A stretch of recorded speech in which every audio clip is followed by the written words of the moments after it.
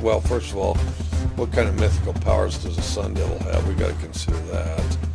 You all don't remember the Georgia Southern game, do you? You know, I hope there's Bigfoot. I don't think there is. Like rat poison. All right, so It's Division One football! It ain't intramurals! All right, welcome back to the Hoppy Huddle podcast. I'm Jake, that's Ed, and today we are here. It's finally arrived. It's the end of the season. It is the college football playoff. Oh, what is this watching from England? Reed, what's going on, man? Are you watching soccer over there or something? Yeah, I think What are you doing? there's a soccer trip going on. I don't Is know. there? It's- Okay, it's- whatever. Well, good for you, I've man. heard whispers of Chelsea. people in England. Go Chelsea. so. They will hate you for that. What are they, Man U fans or something? Yeah, No, I'm a Chelsea fan. I've been to the stadium. It's a great stadium. I took a tour. It was- yeah. It was a What lot are we of even fun. talking soccer on the college Okay, football we gotta podcast? stop. All right, Watching this from is England. America. What time is it? It's like, what, 2 a.m. or 1 a.m. over Yeah. there? Yeah, I don't know what the You must- Europeans are up to. You must be but- coming in from the pub. Yeah, you like the beard. Yeah. Yeah, look at little Gray shows a little wisdom, or maybe that's Jake over the years. Yeah, I don't We know. don't know. I don't know. So they're coming in Kinda from the unclear. pub, had a little Guinness. You know, they're ready to go. So, Yeah, well, it is the end of the college football season and the beginning of the college football playoff. We're going to talk all about the first round games. Do you have your playoff bracket prediction? it's up here, but Okay, it's up okay. Yeah. And we're going to talk about our brackets. We're going to talk about we're going to hit a little bit on some of the crazy movement that's happened in the transfer portal, 12 a.m. where we think people may be going. 12 a.m. That's not too bad, you know. No. Yeah, so we've got a huge show tonight, big show. We've got a lot to talk about. I've got some injury updates for you, just some general overviews of college football first round games. Yeah, and I'm excited. Are you ready? Because I'm ready. I'm ready. It's going to be a crazy week. You know, Friday's going to be here before we know it. Then we got the games, and it's already been a wild week with all the transfer portal news. I feel like I've got to check Twitter or X every hour because something's happening. Oh yeah. So, yeah, this is good. All right. So where do we want? Do you want to start? You want to talk just about the portal? What's happened this Yeah, week? let's before we let's get talk. the Look playoff at me, predictions? I got paper Yeah. notes this time. It's crazy. I'm real official. That's how you know. It's in Virginia. If you haven't figured it out. That's how you know So, I got time. So in the portal, I'll talk about hit the QBs first. We've got 5 major QBs in the portal. We got some other, small other guys in there too, but the big guys are Sam Levitt. He is in the portal, and his main targets right now, what people are kind of rumoring. By the way, all these targets I'm going to say are kind of what's been thrown out there, what's been rumored by people. None of these are official. None of these are locked in, and they may go other places. But for Sam Levitt, at least per Pete Nakos, we've got Oregon, Indiana, Miami, and LSU as the top He's destinations. not going to LSU Okay. Well, why do you think that? because that's a done deal. Trinidad Chambliss is going to LSU. I mean, that's Okay. That's matter of fact. If you're reading this week, and this gets into the playoff game, that locker room of Ole Miss is kind of split right now.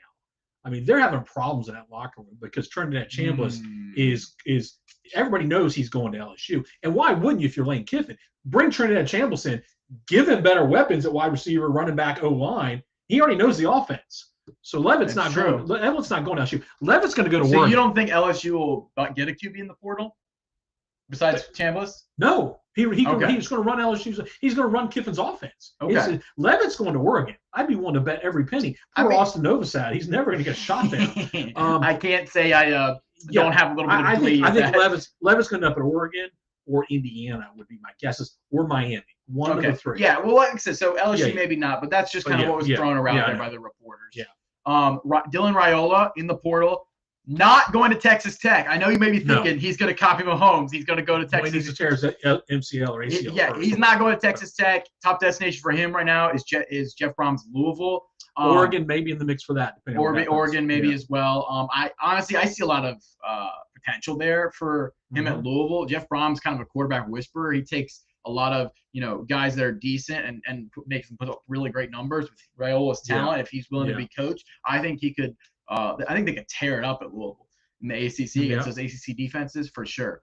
It seems like the most sure out of any of these is that Sorsby to Texas Tech seems to be a done deal. If Sorsby doesn't go to the NFL, If he doesn't go to the NFL, that's still a chance. It's still a chance he goes to the NFL. But out of all of these, the highest certainty is probably That's right. He's a good probably fit. He's a fit Sorsby for to that Texas Tech. It's offense, a good fit for that offense. They run that wide air Yeah. raid scheme with the mobility he's got. That's kind of limited them with Baron Morton. They can't run some of those QB runs that they want to. DJ Lagway. Now I know you're going to push back on this, but the top three reported sources for DJ Lagway are LSU, Miami, and Baylor. Okay, he's not going to LSU. Baylor, Pete Nakos reported that. I do think Baylor's in the mix. Baylor is in the mix. I know you were giving me crap, but Josh Payton mentioned that last night. Of course, he's just reporting what Pete Nakos reported. Miami's clearly Miami's shopping. Miami, Indiana have basically given up on recruiting quarterbacks in the portal. In for the now, unless they want to. They're just going to be they're going to portal every year. So Miami's clearly going to be in the mix probably for Lagway. Baylor will be. I'm going to throw another name out there. Don't count out Clemson yet for DJ Lagway. There was connections there in recruiting. He liked them. I don't discount that. I'm also not going to discount this name has not gotten a lot of press. I haven't seen this hardly at all. Don't discount Florida State in that mixture either. Yeah. And I know you're talking – if he's going to go to Miami, he can go to Florida State. Florida State has got to get a quarterback. This is a make-or-break year for Norvell. Don't they have Luke Krokenhoek, the 5-star that's been waiting? Did he enter the portal? I don't know. I don't know. I don't think they're really high on him because otherwise they wouldn't have started Castellanos. I think Florida State is going to get in the mix here because this is a make-or-break year for Norvell. They have got to get a quarterback in the portal. Yeah. So watch Florida State get a little aggressive here. Yeah, I'm telling you, like DJ's parents in the DJ camp. His parents are definitely pushing towards Baylor. His dad's a Baylor alum. That played there, and so that's definitely a possibility. I'm really hoping as a Baylor fan that he goes there. But I could definitely see him in Miami or any of the other places. The comment on the chat says Lagway is such nothing player. Let me address that real quick. Lagway is a 5-star recruit. Those don't come across very often. Second, he can make throws that almost no other quarterback in college can make. Yes, he has looked like crap. We're going to lay that on we're going to place that on two issues. One, Billy Napier's offense, which was terrible. Two, he was dealing with injuries. Now, this is part of the problem why he's really not at Florida anymore. Summerall and Buster Faulkner did not like some of the way that the injury situation was handled. They felt like that Lagway and his camp should have gotten the surgery. They didn't want him to have the surgery, so they went down that path. And I think they didn't really like when that happened. That set this whole process with Summerall in motion. I think so. They kind of got the impression that he wasn't listening to the team's doctor's advice. Exactly, and so that's why they just didn't want to deal with that. So I agree. Lagway showed flashes of brilliance his first year, part of it. Second year did not have the surgery, had terrible offense. But I think most coaches injured the whole time, got no reps with the receivers in the offseason. Yeah, no reps. And ran a Billy Napier offense. So I think most college coaches look at that, and these coaches have big egos, and they look at that and go, hey, I can fix it. Yeah. And I think that's why Lagway is going to get a lot of money on the market and a lot of coaches. And he shows times where he's got talent that none of these other guys we mentioned have. Yep. Now, has he been as good as Sam Leather or Sorsby? No. He hasn't been as good as Dylan Raiola. But there's somebody out there that's going to take a shot on him. And it could end up being a bust again. I don't know. Yeah. But there's sometimes that happens. When you're 6'5", 240 and can throw the ball 80 yards like he can just with a flick, you're going to get somebody that's going to take a shot on him. Yeah. So. Yeah, and the last guy after Lagway in the portal that's to really watch is Drew Mestemaker. He feels like Indiana. From North Texas. Yeah. He absolutely torched the defenses that he played against at North Texas, threw for a gazillion yards. I honestly, I think he would go to Indiana. Indiana seems to be a top target for him. I think he'd be a good fit there for the kind of offense they run. I think he would do just fine. But honestly, any of these other places that are shopping for quarterbacks, if they don't get their number one guy, Mestemaker, they might turn to Mestemaker. He's going to get a bag in the portal. He's a really good quarterback, and I think honestly, he at the end of the next year, we may be looking back and like, how did we take some of these other guys over Mestemaker when he gets into a full offense with real receivers? Like you could be looking at like a Cam Ward type situation, obviously not that high maybe, but sometimes these lower guys who perform really well, you put them with the real O-line and real receivers, and suddenly it's like a rocket ship. And and don't discount Oklahoma State in Mestemaker. that Eric Morris is going to OSU. Yes, his coach went there. So There's a chance there that he could end up there. yeah, so there's that as well. There's that. Okay. Other players in the portal to watch: Jace Brown, the wide receiver, the D lineman from Wake Forest, Mateen Ibirgaba. I'm sorry, I can't pronounce his last name. He's one of the top guys in the portal to watch. Nick Marsh and the other wide receiver and Auburn corner Jay Crawford are good players to watch. But Just ignore that. stop. Just leave it. Just leave it. It's fine. So those are some of the other players to watch. But most of the money is going to be spent on quarterbacks in the portal, I think. Yeah. The one There's name- not a lot of great offensive linemen in the portal. That's the other in-demand position. But we have not seen yet other big names. A couple names to watch. We have not seen Cam Coleman make a decision. That will be a big one if he enters. The wide receiver at Auburn. Yep. Auburn is Yep. on pins and needles right now. If Cam Coleman enters, he may go to number 1 overall in the portal, and every team would want a Cam Coleman as a wide receiver. I mean, he would literally. I don't know if he'll jump Levitt. He would jump Levitt. You think? Very close. But the other one yeah. to watch is Jaden Ball, Florida. Outstanding running back. Texas is really interested in him. There's rumors they're already looking at $1.5 million offer for him, and Florida's trying to match it. He is a sophomore, so he would have at least 1 year left before going to pro. But he is in high demand. He is the number 1 priority for Florida. But there are others. I even saw rumors today that Ohio State's interested in him, which is interesting because they have Bo Jackson. Right. So I don't know really much what to make of that one. So, but there's a couple of players I think you're going to see in the next week or so make some decisions. Yeah. All right. That's kind of where we're going in the portal. I think, the big spender is going to be the usual suspects. But let's talk playoff. What do you say? Yeah, and since we last met, what was it, Wednesday or Thursday? Obviously, Sherrone Moore was fired. We talked about that last week. We still don't have a coach at Michigan. They seem to have held on to their recruiting class for now. Which I think they're probably just waiting to see who Michigan hires. I don't know what's going to happen with that coaching search because it doesn't seem like they're any closer to a candidate right now. And if you don't lock down somebody good soon, some players may start. That portal opens up and they're like, I think they're waiting for Alabama to lose on Friday so Kalen DeBoer can tell them no officially. Yeah, they're not getting DeBoer though. I understand, but it seems like that's what they're waiting. They're not getting DeBoer. Didn't DeBoer already say they're working on a contract extension? He said it Sunday night, and then he again denied it on Monday. That he denied Michigan. Denied Michigan. Yeah, and then they're working on an extension for Bama. He's not going. Crazier things have happened. Yeah, have they? Nick Saban also said he'd never leave the Dolphins. Yeah. For the Bama job. So. Right. I don't know. Yeah, Michigan. I don't know we're not sure what's going to happen. Kenny Dillingham continues to deny that as well. Dillingham, I think, is good. They got an extension for him. He's not going anywhere. Listen, Michigan has money because they'd have to pay the buyout to Sherrone Moore. The Dillingham smoke has passed, I think. I'm not sure it's passed completely. You sure? I don't think it's passed completely. I would not rule that out yet. I think it's probably unlikely, but Michigan's going to. I think they seem to be waiting after the first round of playoffs to figure out something. Yeah. They don't know what's going on. Yeah. All right, let's talk playoffs. Playoffs. Okay, so I didn't write the dates and times on these, but first off, we got first one Friday night. Friday night. That's Oregon JMU. No, it's Alabama. No, Alabama, Oklahoma. Oklahoma. Got to remember, ESPN, and we saw this 2 months ago, and I predicted this with some friends at work. ESPN gets the Friday night game and the Saturday noon game because they don't want to go head-to-head against the NFL, which is Saturday afternoon and evening. Okay. So we could have told you what the better games were going to be. The better games were going to be the Friday night and the Saturday noon. They were going to give the lousy games to TNT HBO, which is the JMU and Tulane games. Right. Okay. So we get Alabama at Oklahoma Friday night. Okay. Yeah. So Alabama, Oklahoma Friday night.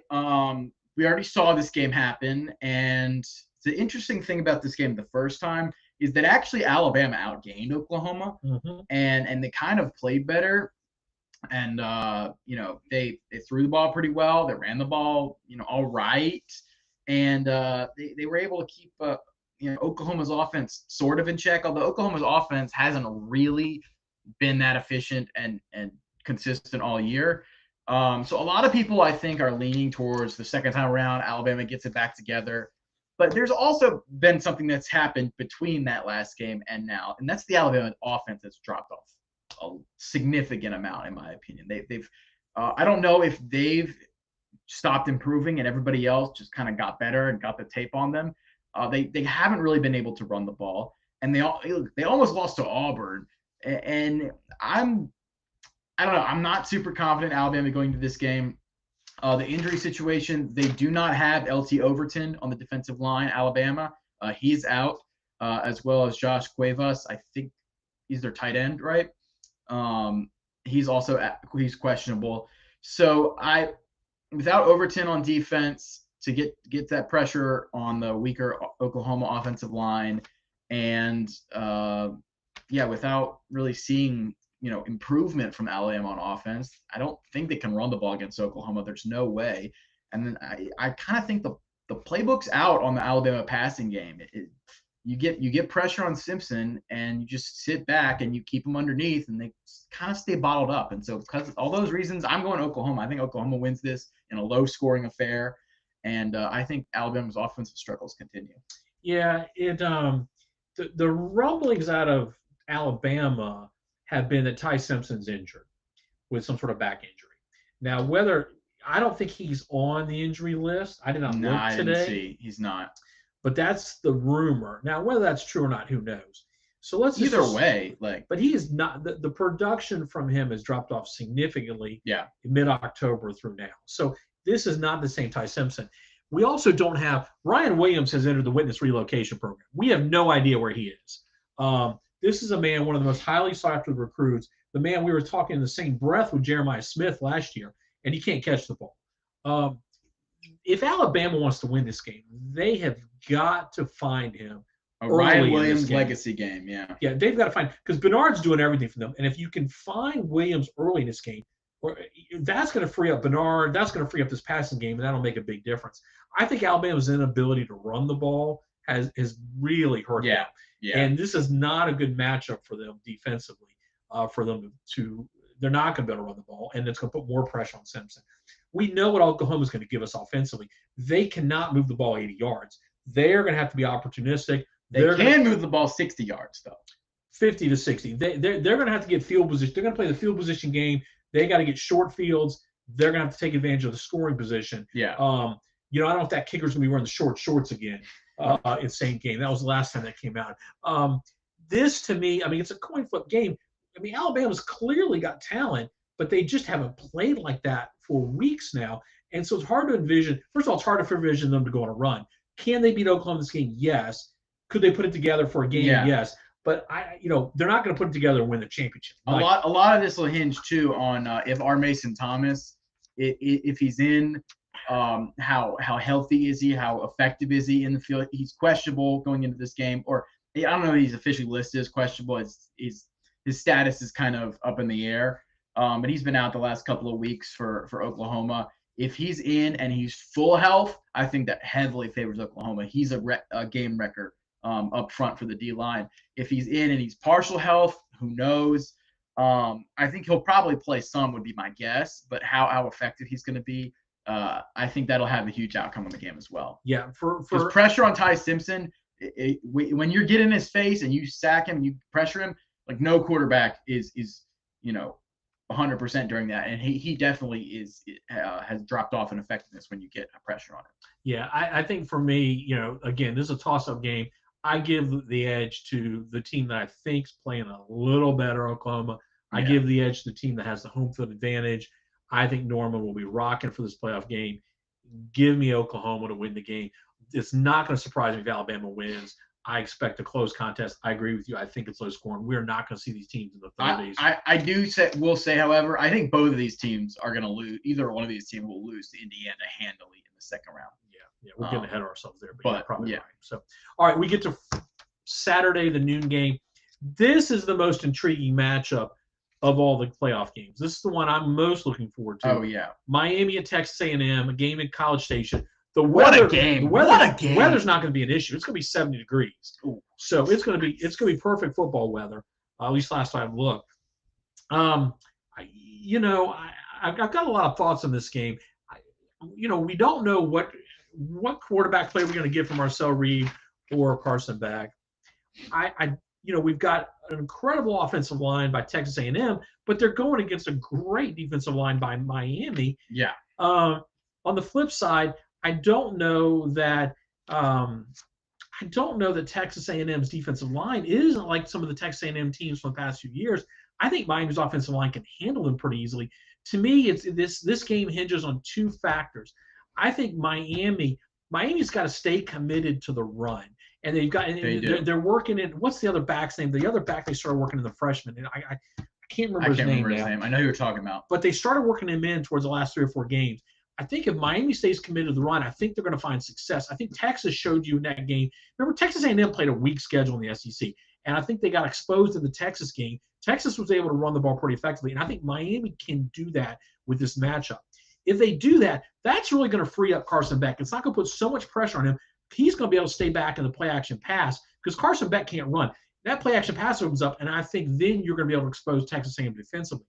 The flip side of this is you need to make Marcel Reed one-dimensional, and I think you can do that a little bit by making him throw the ball more. And You've got to keep him in the pocket. You cannot let him get outside the pocket.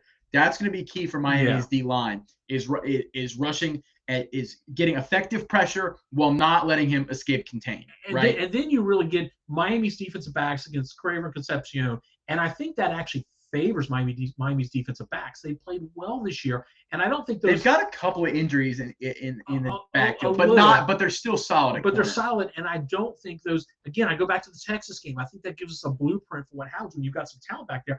Those guys were really kind of quiet. So I think Miami has a blueprint. Now, I think you just hit it a second ago. The one thing that worries me is can they contain Reed? And I get a little concerned about this being in College Station, and I don't know if they can do enough. What do you think before I give you my pick? Yeah. So I think my pick for this game is Miami.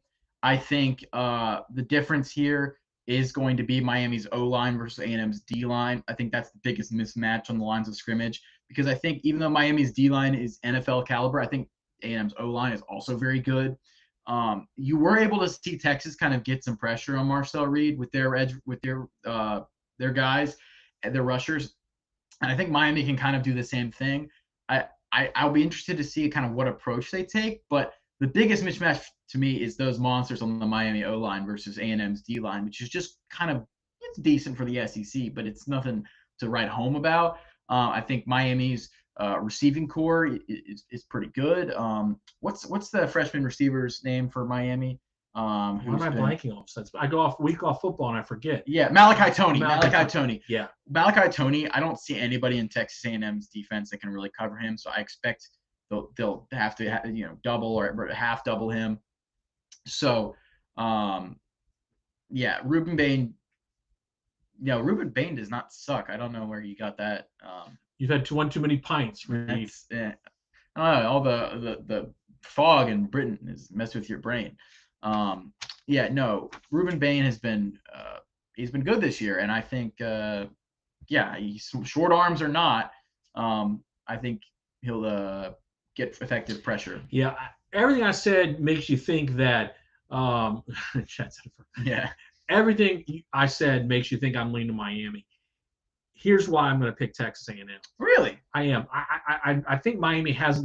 I laid out the blueprint why Miami can do it. Here's why I don't think they can.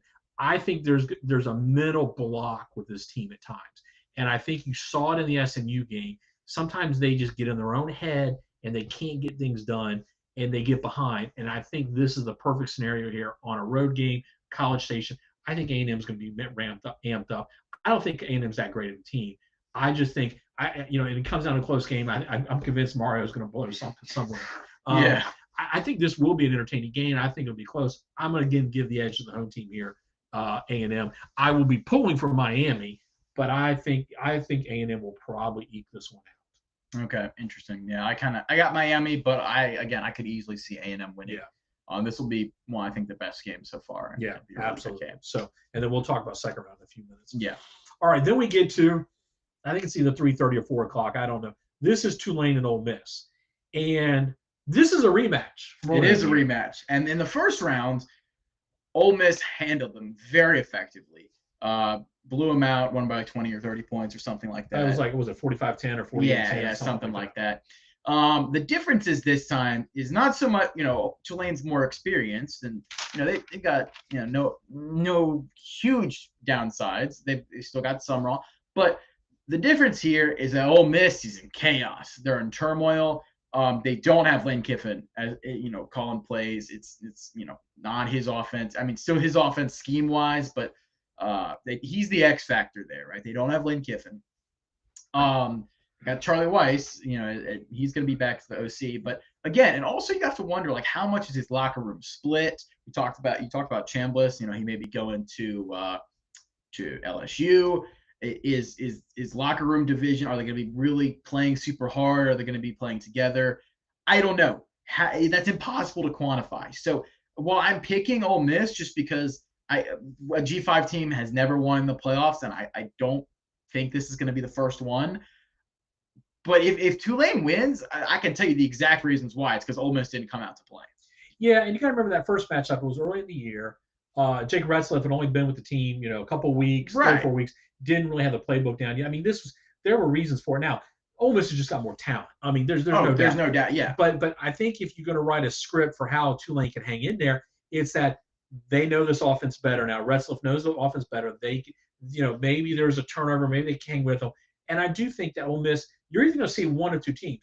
Either Ole Miss is going to come out fired up, ready to go, and they're going to bury this team in the first quarter, second quarter, and we're all going to halftime. We're trying to figure out where we're getting dinner, or Ole Miss is going to struggle because they're just not in it. They didn't practice well. If this thing's close to the end of the first quarter, take Tulane money line. Yeah, you may find this game sneaking into the fourth, and all of a sudden everybody's checking X and everybody's going, "Hey, we need to watch this game."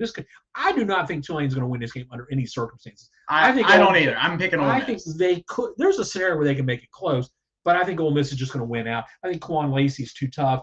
I think Trinidad Chambliss. There's just too much talent. Good. Lacey's so good. There's too much talent for them, even with all the turmoil, for them to actually get on the field and lose, even if they're playing poorly.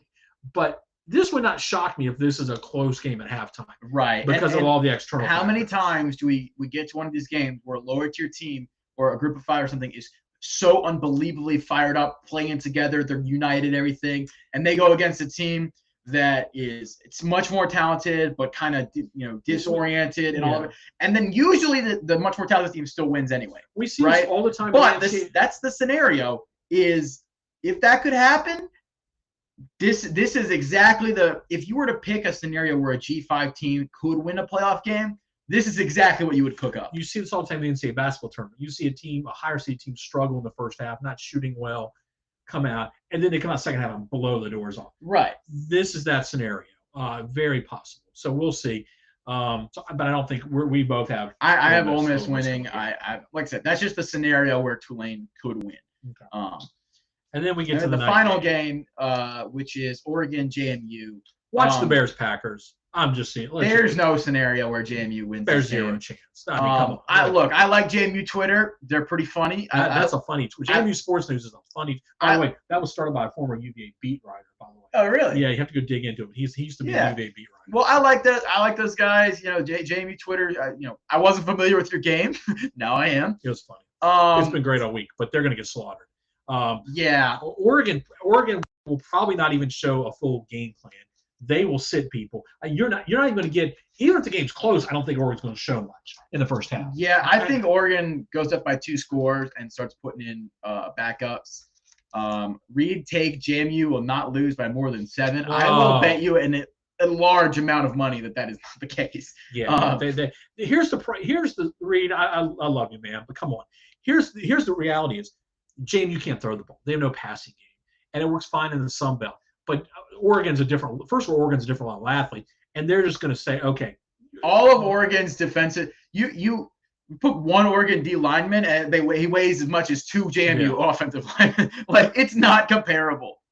Laugh all you want, but it's the truth. It has nothing to do with the players on the field. The courts do not. Yeah, I'm sorry, it does have to do with the players in the field. Height, weight, speed, they matter. Okay, there's a reason that these teams, rarely compete. and this is not, some years you can make an argument for a G5 like we just did with Tulane, right? There's maybe some scenarios, Cincinnati that one year, maybe, UCF that 1 year, Boise State that 1 year, right? This is not that JMU team, okay? No. This is not that team.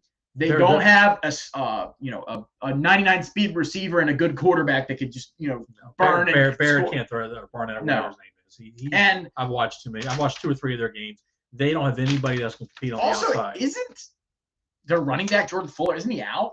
Yeah, but Yeah. they got the other guy. Wayne Knight's been running the ball. Yeah. He's been running the ball. But Oregon's going to – this won't be close. I mean – I'm going to watch it because it's college football playoff. I'm going to watch it.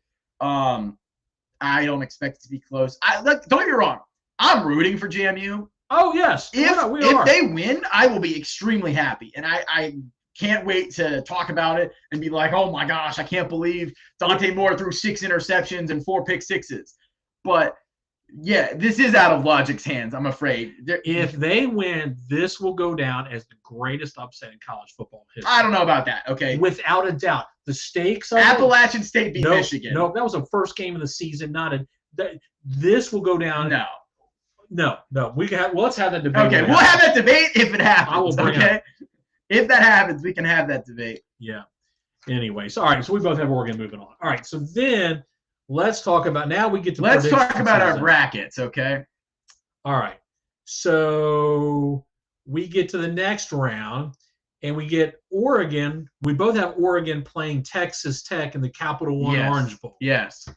So we'll have a chance to break these games down next week. Yeah, we will break Could them we'll down. actually break down We'll the do a real full games. breakdown of these games. But this is just kind of our bracket for now. This is probably the most intriguing in that matchup because I'm so fascinated by this. I think I've got Texas Tech advancing. I also have Texas Tech. but I can make a real strong argument for Oregon here. Yeah, I think Tech's D-line is just that good. That may be the best in the country.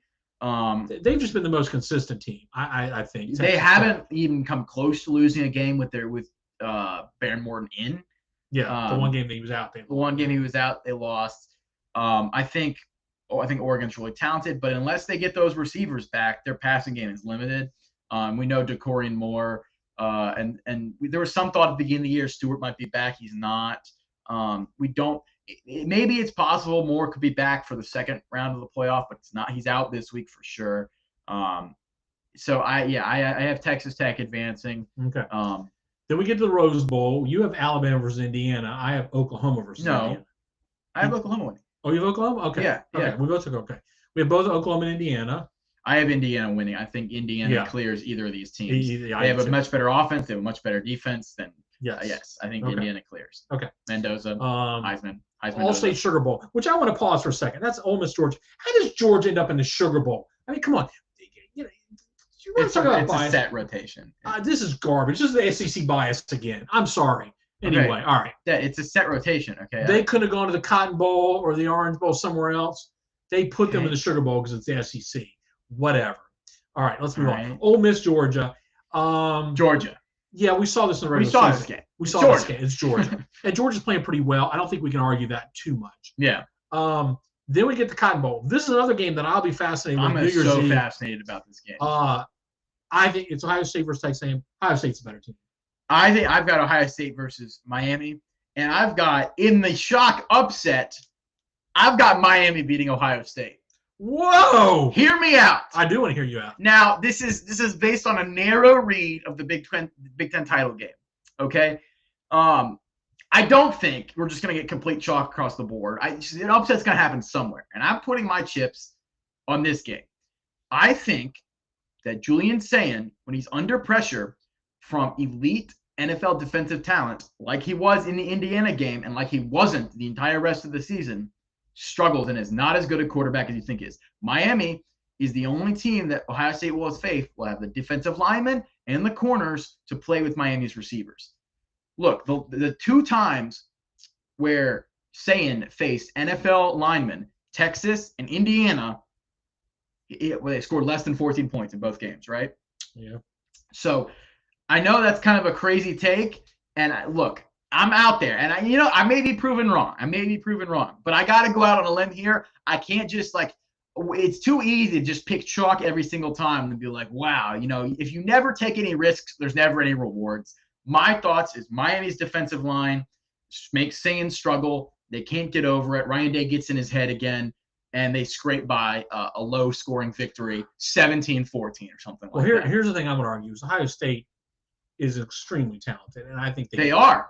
That's interesting. Okay, well, okay. Our brackets are starting to differ already. So Yeah. I have Ohio State win. I think Ohio State. I think there's very few teams that are as competitive as Indiana. I think Miami is not that team, and I don't think Texas A&M is that team. So I have Ohio State moving on. Yeah. Okay, semifinals. So we both have Texas Tech versus Indiana. Yep.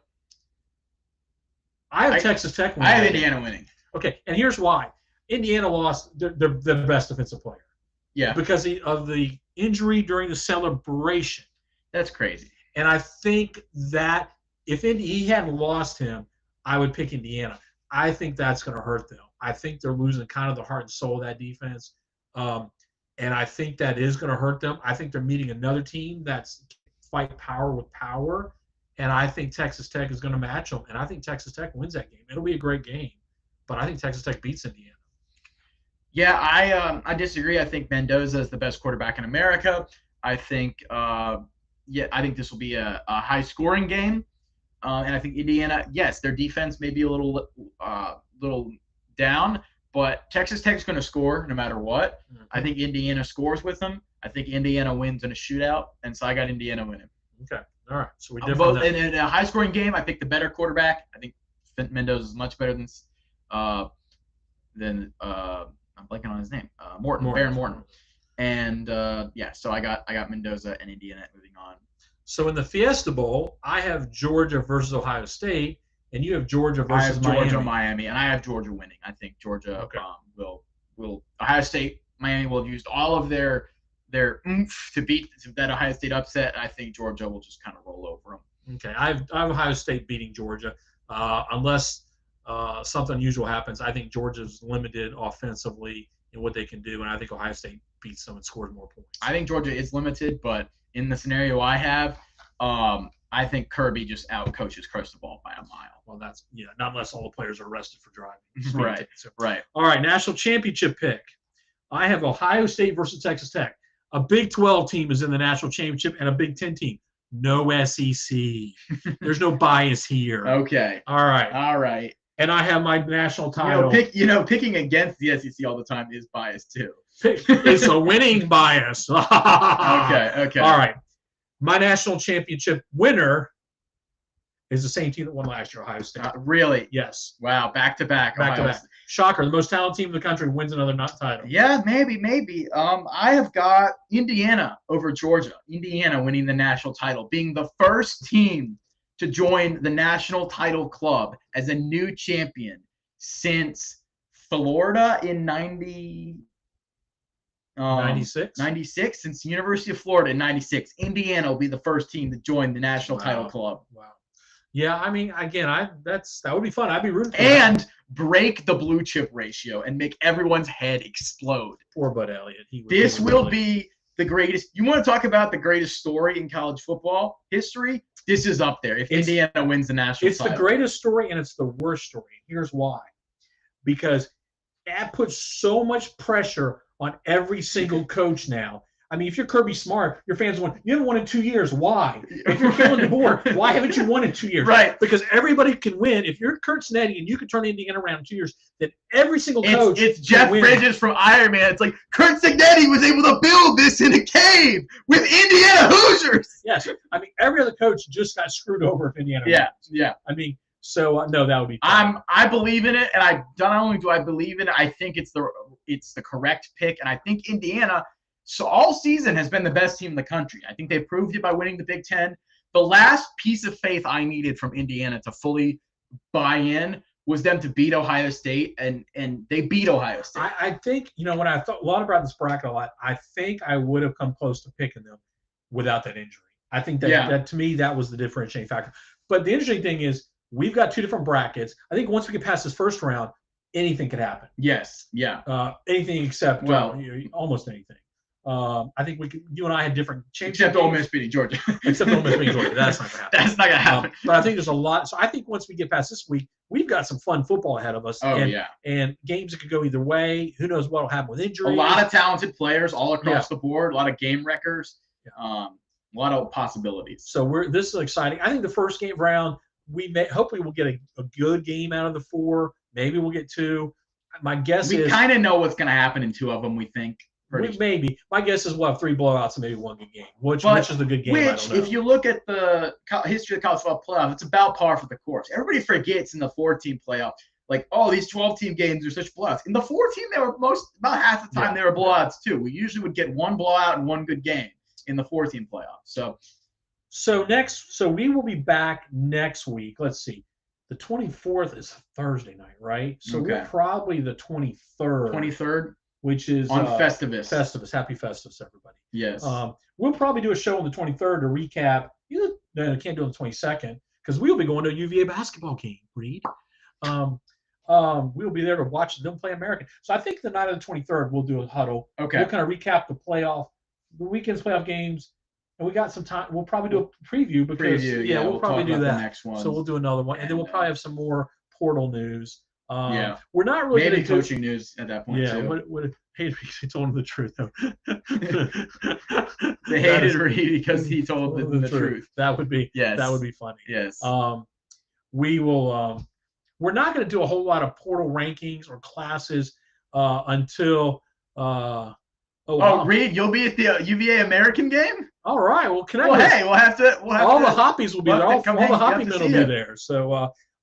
But yeah, we're not going to do too much on the portal class until everything's done because the portal doesn't really open until around I think the portal really opens on the 2nd, right? Yeah, but like everybody's I've announced my intention to what are we doing here, guys? What are we talking about? We'll get to that in January and talk about the breakdown. For right now, we're just going to mention what we see and what we hear each week. So anyway.